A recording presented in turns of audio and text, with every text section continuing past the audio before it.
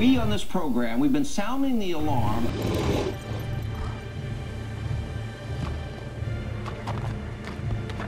We on this program, we've been sounding the alarm. We on this program, we've been sounding the alarm.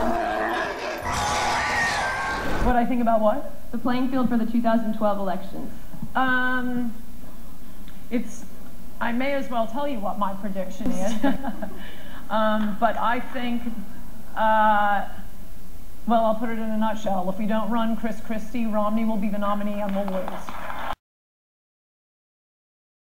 Yeah, no, listen, not gonna happen.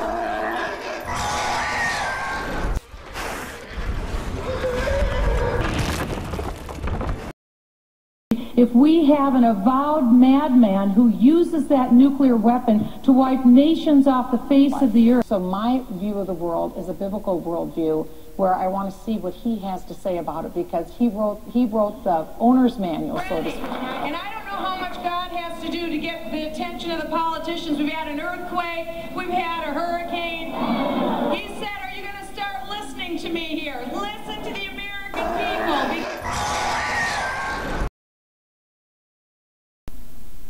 Being the President of the United States has got to be the hardest job in the world. And the idea that one of us sitting around this table could do it is beyond any of us. Listen, for. We better have a plan in place that Americans can get their hands around. And I will tell you, it's 3 agencies of government when I get there that are gone. Commerce, education, and the, what's the third one there? Let's see. Oh, 5, okay. So the 3rd agency of government, yeah. I would do away with I can't. The 3rd one I can't, sorry. Oops.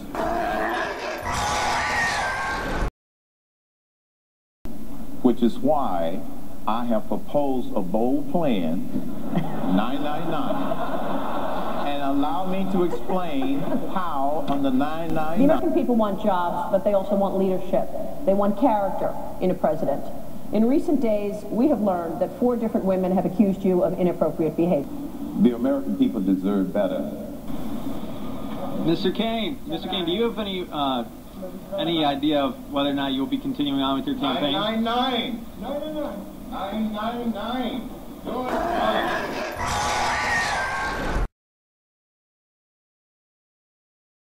And Mr. Speaker, I want to start with that this evening. As you know, your ex-wife gave an interview. In it, she says that you came to her in 1999, at a time when you were having an affair. She says you asked her, sir, to enter into an open marriage. Would you like to take some time to respond to that? No, but I will. The weirdest thing I've ever done, I'm going to tell you all, because sooner or later his researchers will find it. At one point early in my career, I introduced the Northwest Ordinance for Space. And I said when we got, I think the number is 13,000. When we have 13,000 Americans living on the moon, they can petition to become a state.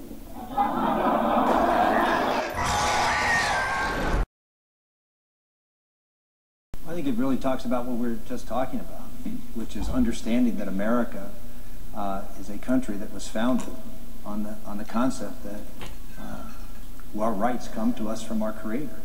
Rights come to us from God.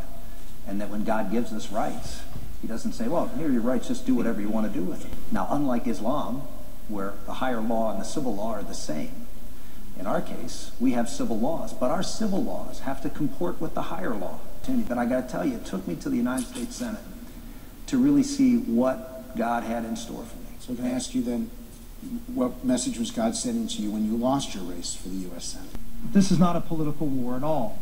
This is not a cultural war at all. This is a spiritual war. And the father of lies has his sights on what you would think the father of lies, Satan, would have his sights on. A good, decent, powerful, influential country. The United States of America. Thank you very much. It's great to be here tonight. I'm a congressman from Texas. I've been elected for 12 times, and also I practiced OBGYN for a 30-year period. I've also served 5 years in the military, and I'm the only U.S. veteran on this stage tonight. But to declare war on 1.2 billion Muslims and say all Muslims are the same, this is dangerous talk. Yeah, there are some radicals, but they don't come here to kill us because we're free and prosperous. Do they go to Switzerland and Sweden? I mean, that's absurd. They come here and they explicitly explain it to us. CIA has explained it to us. It said they come here and they want to do us harm because we're bombing them. No. No, no, no.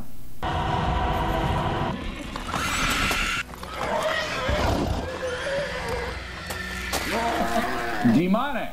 All right. Did you look into your crystal ball and realize, I think Mitt Romney's going to be our nominee? No, I wanted him to be the nominee because he is so the perfect candidate. He's the perfect candidate and the perfect president for right now. I accept your nomination for President of the United States.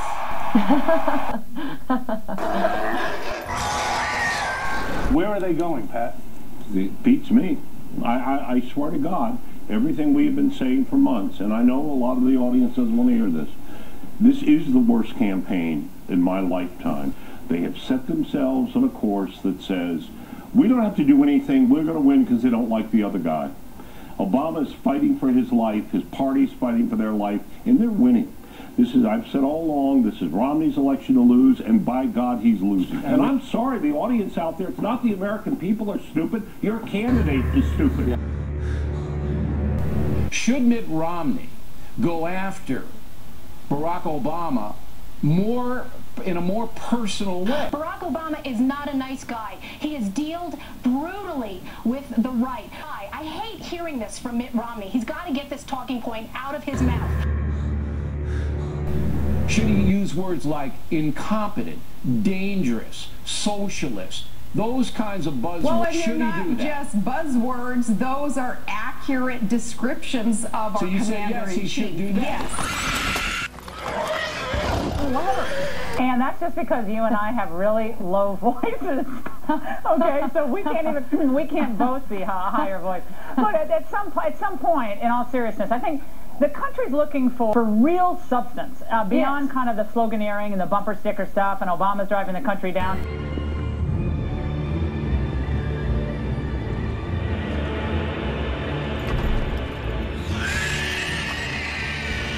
What do the militant Islamists want more than anything in the world? Israel gone is right. What if Ayman al-Zawahiri and other al-Qaeda leaders gave up Osama bin Laden? Do you think that militant Islamists will be as hopeful of getting rid of Israel with a Republican president? And I've said this time and again, if you can't beat Barack Obama with this record, then shut down the party. Shut it down.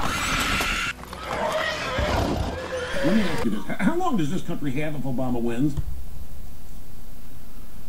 We are headed toward an economic collapse. And then what happens? If Obama wins, let me tell you what's the end of. The Republican Party.